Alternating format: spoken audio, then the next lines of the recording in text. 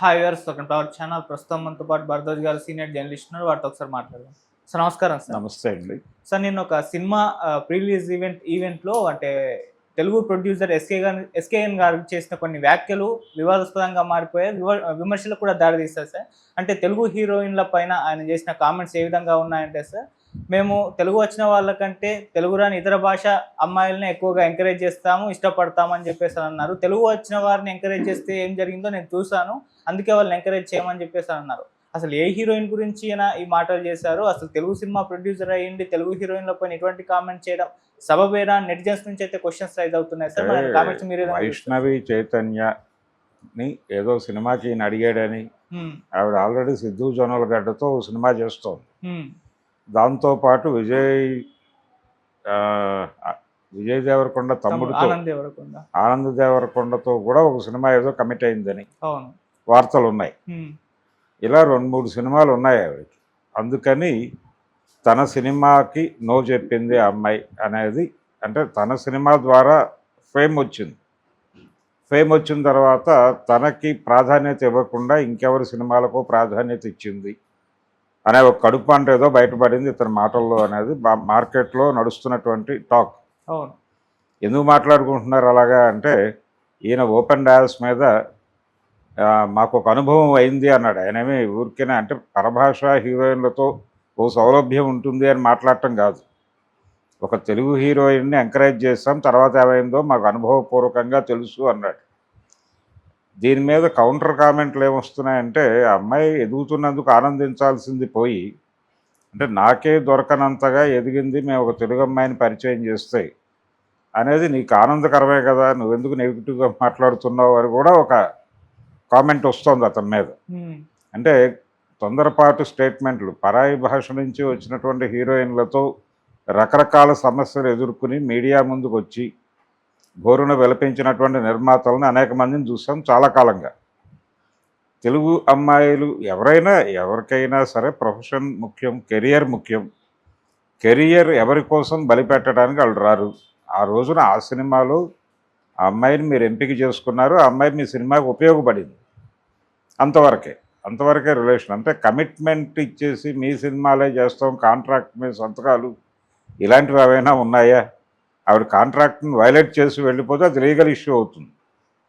ఇలా చాలామందికి జరుగుతుంది. చాలామంది హీరోయిన్ల విషయంలో కాంట్రాక్టులు సైన్ చేసి మా సినిమాలన్నీ చేయకుండానే బయట కమిట్ అయ్యారు అని. చాలామంది ఎర్లీ స్టేజ్లో కమిట్మెంట్ అలాంటి కాంట్రాక్టుల మీద సంతకాలు పెడతారు. అది సుశీల గారి సంతకం పెట్టి ఏవిఎంలో ఇబ్బంది పడిన సంగతి మనకు తెలుసు ఆ రోజుల్లో. ఎన్టీ రామారావు గారు విజయవాడకి కాంట్రాక్ట్ ఇచ్చి దాన్ని వైలేట్ చేసి బయటకు వచ్చేసాడు ఆయన. అంటే కెరియర్ పెరిగిన తర్వాత ఆటోమేటిక్గా ఏదో ఒక అండర్స్టాండింగ్తో వెళ్తారంటే తనని పరిచయం చేసినటువంటి సంస్థ కాబట్టి దానికి కొంత కన్సిడరేషన్ ఉంటుంది. ఏదో ఒక ఏరియాలో మేబీ రెమ్యూనరేషన్ విషయంగా తను బయట తీసుకునే దానికంటే కొంచెం తక్కువ తీసుకోవచ్చు ఆ బ్యానర్లో. అలాంటి కన్సిడరేషన్స్ ఎవరైనా ఇస్తారు, అంతే తప్ప కెరియర్ మీకోసం ఆపేసుకుని వెళ్ళరు కదా. మీరు సినిమాలు తీసే వరకు వెయిట్ చేసి, లేదు మీరు ఆఫర్ ఇచ్చే వరకు బ్లాక్ అయిపోయి ఉండటం అనేది కుదిరే పని కాదు. ఎందుకంటే ఎవరి జీవితం ఎవరి కోసం ఆగదు, ఎవరి కోసం లేరు ఇక్కడ. మనం మార్కెట్ ఎకానమీలో ఉన్నాం, ఎవరి జీవితం వారిదే, ఎవరి యుద్ధం వారిదే. ఎవరి కోసము త్యాగాలు చేయడం అనే ప్రోగ్రాం ఉండదు ఇక్కడ. వీరు త్యాగం చేయరు, వారు త్యాగం చేయరు. మీ దగ్గరకు వచ్చినటువంటి కొత్త కథలో హీరోయిన్ క్యారెక్టర్ ఆ అమ్మాయి కంటే ఇంకెవరైనా ఉంటే బాగుంటుంది అనుకుంటే ఆ అమ్మాయిని కన్సిడర్ చేసి ఇవ్వరు కదా. మీ దగ్గరకు వచ్చిన స్క్రిప్ట్లో హీరోయిన్ క్యారెక్టర్ ఆ అమ్మాయికి నప్పితేనే అప్రోచ్ అవుతారు. అప్రోచ్ అయినప్పుడు ఆవిడ లేదు సారీ నేను ఇప్పుడు బిజీగా ఉన్నాను అంటే దాని మీద మీరు ఓపెన్ డయాస్ మీద మండిపట్టడం అంటే అది మీ సభ్యతని తెలియజేస్తుంది. కానీ అలా మాట్లాడి ఉండకూడదు ఆయన, కానీ మాట్లాడేశాడు. అమ్మాయి ఎదుగుతున్నందుకు కెరియర్లో ముందుకెళ్తున్నందుకు అంటే మొదట మేమే అడుగు వేయించాము అనేది నువ్వు క్లెయిమ్ చేసుకో. మా సినిమా నుంచి ప్రారంభమైంది ఈ ప్రయాణం అని చెప్పుకో. ఇలా మేము అనేక మందిని ఎంకరేజ్ చేస్తామని చెప్పు. అంతే తప్ప నా సినిమాకి డేట్ ఇవ్వలేదు కాబట్టి వీళ్ళతో కష్టం అంటే అలాగా. ఇది అనేక ఇతరేతర వాదనలకు కూడా లీడ్ ఇస్తుంది స్టేట్మెంట్. అంటే ఇంకొంచెం ముందుకెళ్ళి మాట్లాడేస్తున్న వాళ్ళు కూడా ఉన్నారు. ఇది కొంచెం గౌరవప్రదమైనటువంటి ఆర్గ్యుమెంట్. ఏది ఆ అమ్మాయి ముందుకెళ్ళినందుకు ఆనందపడకుండా ఇలా మాట్లాడటం, కడుపు మంట అనటం గౌరవప్రదమైన విమర్శ. ఇంతకంటే దారుణమైన విమర్శలు నడుస్తున్నాయి అతని మీద. అతనికి తెలుసో తెలియదు కానీ ఇంతకంటే దారుణమైనటువంటి కామెంట్స్ అతని వ్యాఖ్యల కింద, అంటే రకరకాల వెబ్సైట్లలోనూ యూట్యూబ్లోనూ అతని కామెంట్స్, అతను చేసినటువంటి వ్యాఖ్యానం కింద కామెంట్స్ వస్తాయి కదా, ఆ కామెంట్ సెక్షన్లో దారుణమైన మాటలు మాట్లాడుతున్నారు. అంటే మీరేదో ఎక్స్పెక్ట్ చేస్తే ఆవిడ నో అందా అన్నదాకా వెళ్ళిపోతున్నారు. అంటే వాళ్ళతో సౌలభ్యం ఉంటుంది, వీళ్ళతో ఉండదని అంటున్నారా? ఏమిటి మీ గొడవ? మీ ఇంటెన్షన్ ఏంటో ఓపెన్గా చెప్పండి.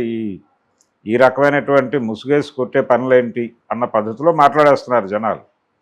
తద్వారా ఆయన చేసిన కామెంట్ల ద్వారా ఆయన క్యారెక్టర్కి ఆయనే నిప్పెట్టుకున్నట్టుగా తయారైంది పరిస్థితి. ఇలాంటి వ్యాఖ్యలు చేసేటప్పుడు కొంచెం జాగ్రత్తగా చేయాలి. విషయం ఓపెన్గా చెప్పేసాయి. అసలు ఆ ఎక్స్ప్రెషన్ ఎందుకు అక్కడ? ఆ డయాస్ నీ డయాస్ కాదు, ఎవరిదో డబ్బింగ్ సినిమా వేదిక మీద మీరు మాట్లాడుతున్నారు. ఆ సినిమా గురించి మాట్లాడు, ఆ సినిమాకి పరిమితమై మాట్లాడు. ఈ మధ్య ఆ సినిమాకి పరిమితమై మాట్లాడటం కాకుండా కొంచెం పరిధులు దాటి విస్తరించి మాట్లాడటం అనేది ఒక ప్రాబ్లంగా తయారైంది. అంటే ప్రతి ఈవెంట్లోనూ ఏదో కనీసం 2-3 కాంట్రవర్షియల్ స్టేట్మెంట్లు దొరుకుతాయని వెయిట్ చేస్తున్నారు. లేదు వీళ్ళే సోషల్ మీడియా కోసం ఈ రకమైన కాంట్రవర్షియల్ స్టేట్మెంట్లు ఇస్తున్నారా అనేది తెలియదు. ఈ మధ్య చూసాం లైలా విషయంలో. లైలాకు సంబంధించి ఆయన నోరు పారేసుకుని, గేమ్ చేంజర్ విషయంలో నోరు పారేసుకుని అదే క్యారెక్టర్ సేమ్ పృథ్వీయే, అక్కడ పృథ్వీయే ఇక్కడ పృథ్వీయే 11వ ఎక్కం వల్లేసి ఆయన 2 సినిమాలని ఒక సెక్షన్కి టార్గెట్ చేశాడు. ఈ టార్గెట్ చేయటం అనేది ఇక్కడ అలా టార్గెట్ అయ్యే పరిస్థితి ఉండదు. కానీ ఎందుకు చేస్తున్నారు ఇలాగా అంటే, ఎందుకు వివాదాస్పదం చేస్తున్నారు విషయాన్ని? స్ట్రైట్ అవే ఉన్నట్టుగా మాట్లాడవచ్చు కదా, మాకు ఈ ప్రాబ్లం ఉంది, అసలు ఆ టాపిక్ ఎందుకు వచ్చింది అనేది. అనవసరంగా అంటే లేదు ఆ సినిమాలో నటించినటువంటి హీరోయిన్ ఆవిడకి ఈయనకి కనెక్ట్ అయిందా? ఏది ఇప్పుడు ఆయన రిలీజ్ చేయబోతున్నటువంటి dubbing cinema enter the dragon అనే పేరుతోనో, రిటర్న్ ఆఫ్ ది డ్రాగన్ అనే పేరుతోనో రిలీజ్ చేస్తున్నారు. రిటర్న్ ఆఫ్ ది డ్రాగన్ అనుకుంటా. ఆ రిటర్న్ ఆఫ్ ది డ్రాగన్ అనే పేరుతో రిలీజ్ చేస్తున్నటువంటి సినిమాకి సంబంధించి అందులో నటించినటువంటి ఎవరైనా మీకు కనెక్ట్ అయి ఉంటే వారితో తెలుగులో సినిమా తీయదలుచుకున్నాను అనేది గౌరవప్రదమైన ప్రకటన చేయవచ్చు, తప్పేం లేదు దానిలో. దాని గురించి మీరు తెలుగు హీరోయిన్లను కించపరచడం ఎందుకు? తెలుగు హీరోయిన్లను ప్రమోట్ చేయటం లేదు అనేది ఆ విమర్శకి మేమే సమాధానం. మేము ఈ అమ్మాయిని ప్రమోట్ చేసామని ఆ రోజున చాలా గౌరవప్రదంగా చెప్పుకున్నావు కదా, గర్వంగా చెప్పుకున్నావు కదా. మరి ఈరోజు ఏమొచ్చింది ప్రాబ్లం? నీకు సమస్య ఉంటే చెప్పు. అమ్మాయి ఇలా మమ్మల్ని తిరస్కరించింది, కాదంది, చెయ్యంది, ఇవన్నీ చెప్పు. అప్పుడు ప్రపంచం ఆవిడతో ఎలా డీల్ చేయాలో అర్థమవుతుంది. మీరు నర్మగర్భంగా మాట్లాడేసరికి 100 లీడ్లు వస్తాయి. దానిలో మీ మాటల వెనకాల 100 అర్థాలు వెతుక్కుంటుంది సమాజం. ఎందుకు సమాజం 100 సమాధానాలు వెతుక్కునే పరిస్థితి కల్పిస్తున్నారు? మీరు మాట్లాడేటప్పుడు కాన్షియస్గా మాట్లాడవచ్చు కదా. ఇది తొందరపాటు ప్రకటన. అందువలన ఇప్పుడు చర్చ జరుగుతోంది దాని మీద. ఈ చర్చ కేవలం అక్కడికే పరిమితం కాల, తెలుగు హీరోయిన్ను, పరాయి భాషా హీరోయిన్ను మాత్రమే పరిమితం కాల, ఇంకా రకరకాల ఏరియాలకు విస్తరిస్తోంది. అంత విస్తరించేంత వీలు కల్పించేలాగా మాట్లాడాడు ఆయన. అది తప్పు, అలా మాట్లాడి ఉండకూడదు. కాబట్టి ఇప్పటికైనా ఆయన సారీ చెప్పేయడం బెటరు. నిర్మోహమాటంగా అయ్యా నేను ఏదో మాట్లాడబోయి ఇంకేదో జరుగుతాయి, అలాగే జరిగింది, అంతకుమించి ఏం లేదు, నేను ఇంటెన్షనల్గా నా ఉద్దేశాలు అవి కాదు, లేనిపోయిన ఉద్దేశాలు అంటగట్టకండి. నేనేదో చిన్నగా హర్ట్ అయ్యాను, ఆ హర్ట్ ఎక్కడో చోట షేర్ చేసుకోవాలనుకున్నాను, ప్రపంచంతో చేసుకున్నాను. ఆ అమ్మాయి ఎదుగుతోంది, దానికి మేము ఆనందిస్తున్నాం, కానీ మాకు కూడా ప్రాధాన్యత ఇవ్వాలి కదా. అక్కడ ఏదో చిన్న పెయిన్ ఫీల్ అయ్యి ఆ మాట అన్నాను అంటే క్లోజ్ అయిపోతుంది. అంటే ఒక ఏదో ఒక ఫంక్షన్లో మాట్లాడటము, దానికి వివరణ ఇవ్వడానికి ఇంకో ప్రెస్ మీట్ పెట్టడము, ఈ గొడవంతా ఎందుకు చేస్తున్నారు? మాట్లాడేటప్పుడే ఒక క్లారిటీతో మాట్లాడాలి కదా. అంటే ఇంటెన్షనల్గా వాళ్ళకి తెలుసు ఇది ఎక్కడో కొట్టాలి అనే టార్గెట్ చేసి కొట్టడమే. ఇప్పుడు పృథ్వీ ఆ వేదిక మీద 11వ నెంబర్ ఊరికే అనలా, ఆయనకు తెలుసు. కాన్షియస్గానే కొడుతున్నాడు ఆయన. గేమ్ చేంజర్ అప్పుడు కాన్షియస్గానే కొట్టాడు, ఈ సినిమా అప్పుడు కాన్షియస్గానే కొట్టాడు. వీరికి కూడా తెలుసు విషయం తగులుతుంది అని. తగులుతుంది అనుకున్నప్పుడు తను మాట్లాడిన తర్వాత అది కేవలం అటువైపే వెళ్ళదు. అటువైపు వెళ్ళాలి అనుకున్నప్పుడు మీరు ఇంకొంచెం వివరంగా చెప్పాలి. మేము ఒక తెలుగు అమ్మాయిని హీరోయిన్గా ఎంకరేజ్ చేసాం. ఆ తర్వాత ఆ అమ్మాయి అవకాశం ఉన్నప్పటికీ మాకు సహకరించలేదు. మా సినిమా విషయంలో ఆ అమ్మాయి ప్రాపర్గా వ్యవహరించలేదు. దీని పట్ల మాకు కొంచెం పెయిన్ అనిపించింది అని చెప్పి తప్పే ఉంది దానిలో. మీకు కలిగిన ఇబ్బంది గురించి మీరు ప్రపంచానికి షేర్ చేసుకుంటే తప్పే. నర్మగర్భంగా కొట్టడం ఎందుకు? మీరు పోలీస్ స్టేషన్కి వెళ్ళి ఎవరో కొట్టారండి రోడ్డు మీద అంటే ఎలాగా?